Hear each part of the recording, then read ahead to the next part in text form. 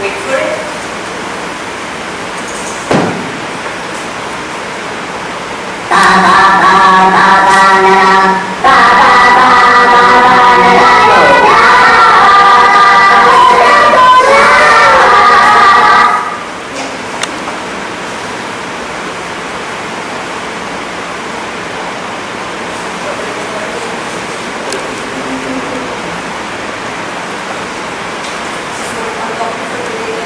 Banana dialectic, from bananas to banana republic. So we are referring the book Banana, Fate of the Fruit That Changed the World, and the book really talks about banana as a metaphor, not for just banana as a metaphor. It is not just a fruit, but how it acted as a catalyst in class struggle in Central America, and how later it acted as a weapon in created wars and basically destroyed societies. So banana is a fruit to lure and all. It's yellow, sweet, universally sized, and the best thing about banana is that uniformity. We know when we are buying a banana, we know it's going to be sweet, and that is why it is not to mention it is very cheap as compared to other fruits. So that is the reason that banana is more loved, more consumed, and more needed than any other fruit in the world. Interestingly, in USA, the annual consumption of banana is far more than apples and oranges together. And in Central Africa, banana is practically the staple diet. An average Nigerian consumes about 700 metric tons of banana per year. So what's the motto of the world? Keep farming down bananas. Banana is full of goodness and surprises. So this is the banana tree. Hang on, not a tree. It's not a tree. It's a herb. Banana tree is basically world's largest herb. In fact, the fruit that we eat is not technically what we think it is. It is a giant berry. So most of us in our lifetime eat just one kind of banana, and that is the Cavendish.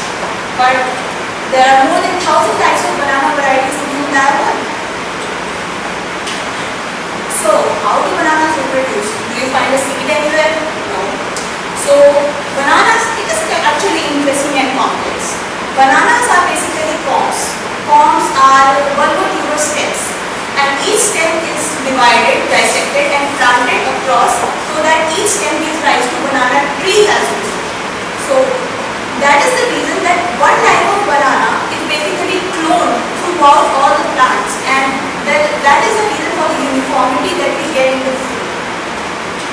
Bananas never reproduce on their own, and they need human assistance. It is the world's largest food crop and the world's largest food crops just after wheat, rice, and corn. The banana is so useful. We know that it is very healthy to eat, and there are so many things we just throw bananas about, like the banana chips, pies, and smoothies. Yeah. And we know that how bananas in Indian culture, bananas are traditionally used as plates, and in Ayurveda as well as other forms of herbal skincare, bananas find their use extensively. But this is a rosy picture that we have seen. But there are some sort of banana paradoxes that we do not really see, that we do not really perceive so easily. Banana is a humble tree, a cheap fruit that is easily found in all of our lunch boxes. Yet, it is one of the most complex crops to grow across the world, and people generally face a lot of trouble going through this. In ancient times, banana exactly helped in building the main foundation of societies and communities, and in modern era, banana literally has destroyed nations and ruined lives. It has triggered so many class struggles, it has triggered wars and whatnot, and this is what our dialectical historical materialism is all about. So this fine Saturday morning, I had banana and breakfast. I picked it up from the mess, but I'm assuming he probably got it from the food market in Good, and maybe the guy who sold it got it from a plantation around Kolkata, or maybe a little farther off in West Bengal. The banana that we know today is ubiquitous. It is present everywhere in the world, in every single nation. But was this the case? As she said, bananas don't reproduce by themselves. They need human assistance. Someone has to actually take the corn from one plant and plant it elsewhere for banana to actually grow. So how is it that bananas are present everywhere now? Let's go back to history. 7,000 years ago, in a place called Kusma, which is in the present day Papua New Guinea, that's where the first banana tree started appearing. And then it slowly moved to Asia, after that the Pacific, Africa, Central America, and finally the United States. Mind you, this happened over several centuries, and banana reached US pretty late as 1876. The first bananas that reached the United States of America were treated to be a luxury product, something like present-day caviar. It was fully for the rich. This man here, Dow Baker, he was the first person who brought cargoes of bananas to the United States. He thought this is something, he was in Jamaica, and he thought this looks different. Maybe it would be a good fruit for markets like the United States. So the first lot of 160 cartons was sold in no time, and he went back to Jamaica and started a plantation over there.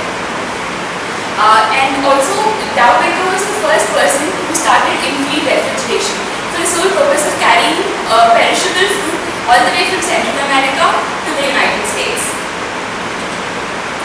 Parallelly, another man known as Keith, he owned a construction company which got the contract to build a 1,200-mile long railroad in Costa Rica.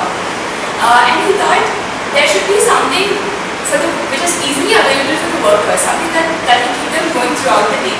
So he lined the 1,200 miles with banana plantations, and the excess was exported to, again, the United States. Keith went on to start a company which was called the United Fruit. And he had plantations throughout Central America, in several countries, Honduras, Costa Rica, Colombia, you name it, he had a plantation over there. And soon, he became a billionaire, the richest man in Central America. Like Keith, there were a couple of other banana barons. Their job was to build plantations and export the fruit from these dense tropical regions of Central America to the United States.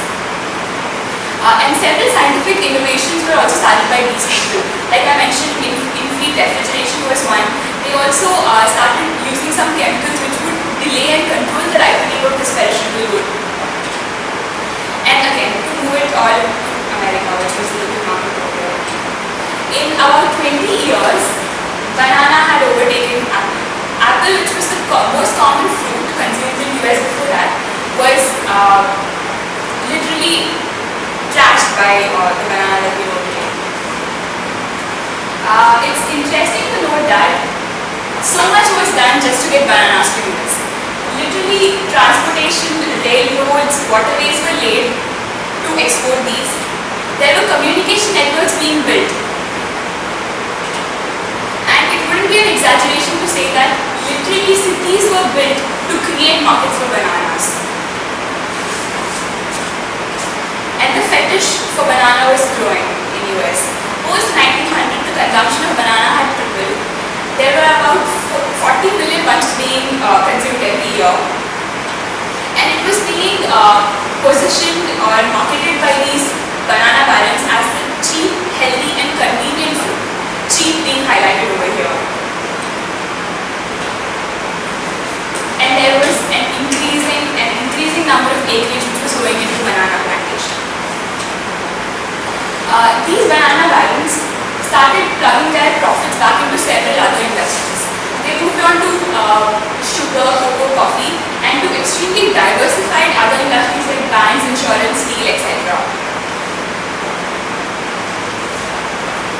United Fruit, which was started in 1880s, renamed itself as Chiquita, which is interestingly present even today. And they came up with some very interesting marketing tactics to sell their bananas. Let's just take a look at one of their ads. I'm Chiquita Banana and I've come to say bananas have to ripen in a certain way when they flex with brown and have a golden hue. Bananas taste the best and are the best for you. You can put them in a salad. Green? No, not yet, my dear. That greenish way you're looking means that you are right for cooking. How about me? No, no. When you are fully ripe, my dear, those little flecks of brown here. Your most digestible, my friend. Delicious food from end to end. You can put them in a pot. I think for us it is unimaginable that something like bananas were actually marketed, but this is very true. So this rosy picture that we see here of development of a fruit which is being made available to an entire nation at a very cheap price. This, what we see here, is the form. Right in the background there was an unseen story going on. Latin America was increasingly becoming Uncle Sam's new food garden. There was cheap labor being employed in these plantations who lived in absolutely ghastly work conditions. They had no access to medical care, no access to toilets. They were made to work for 72 hours in the plantation before they could go back home. And the governments of these Central American countries also began putting the balance hands. They gave the companies sweet deals on lands and taxes. And these companies were increasingly started to have a conspiracy to make banana ubiquitous. The habit of having banana in cereal, which is very common for us now, was kind of brainwashed into the American minds by these banana barons. And they got doctors to go around and tell mothers that bananas are extremely healthy for your baby. And they had a separate education department whose duty was to make books about bananas, to educate children about bananas. And there's also a much darker picture here. Bananas soon became a weapon of conquest. Whenever there was a strike in any of these Central American countries, US military would step in and any competitors and any strikes would be crushed immediately. In one very tragic incident, 1,000 workers were massacred in Colombia when they went on a strike. And these banana barons continued to have an oligarchy and untethered power throughout Central America. And this, as we can see, was the conflict which was happening in the banana. There was destabilization throughout these countries because of the increasing intervention that the banana companies had in them. They had a say in who would be elected, who would be assassinated. They had a say in the tax regulations and public policies. The so-called free markets were not exactly functioning the way they should be. And these governments soon became puppet governments in the hands of these major banana barons. Which leads us to the larger issue that we are discussing today, of the banana republic. So now we look at some few parallel cases where this technique of dialectic is used. But before that, as Shravan has introduced the topic of banana republic, so let's see how banana republic got its name as banana republic. So as I mentioned, United Fruit Company. So in the early 20th century, what happened is it was increasingly difficult for Americans to grow banana in their homeland, partly because of the climate, because of the cold climate, as well as it was difficult for the labor. So what they did, they knew that Central America was a place where the climate was much hotter and there was no problem of labor as well. So what they did is that they constructed a lot of infrastructure. They made roadways, railways for getting the land. They got thousands of acres of land. Then in Honduras in 1911, what happened? The government of Honduras was very unhappy with the fact that a lot of foreign fruit companies established their bases in Honduras because they wanted to safeguard their own local fruit companies.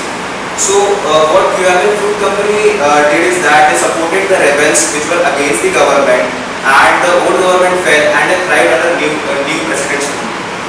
A similar thing happened in Guatemala. It's a small landlocked country near Mexico. So what Guatemala was increasingly aware of the expansion of United Fruit Company. in Guatemala. So what CIA, which is an American intelligence company, did is that they again backed up a group with the rebels against the government. So what's common in these three incidents? The commonality in these three incidents gives rise to the meaning of Banana Republic, which is it's a country in which foreign enterprises push the government around. When we look at the classic Apple case, as you know that it's difficult for Apple to manufacture in China because they cannot maintain their bottom line in that case. So that's why they increasingly outsource their manufacturing in countries like China and Taiwan. Basically for three reasons. They have higher population, their semiconductor industry is already thriving, and obviously they have cheap labor. So in this case, we take a particular example of Foxconn. It's the largest private employer in China, and it's very famous for its long working hours, abusive management style. Even if worker wants to do overtime, they give insufficient pay. In 2010, they had 18 suicide attempts, out of which 14 people died. This is an interview of a Chinese lady who used to work at Foxconn, and she said that the life is very mundane. She gets yelled at, and it's very frustrating and all. So what's wrong in this thing? Obviously, Chinese people acknowledge the fact that Americans have set up a manufacturing base in the US and they are providing them the employment. But what's the thing which is happening at a micro level? It's that they are exploiting their labors, profits are not passed on to the customers, to the laborers. Then the Middle East oil thing, a lot of groups discussed about it yesterday, so I'm not going to go over it in detail. So just coming to the dialectic thing, banana here represents the oil. Why? Because oil is a scarce resource, it's a very valuable resource and everyone wants it.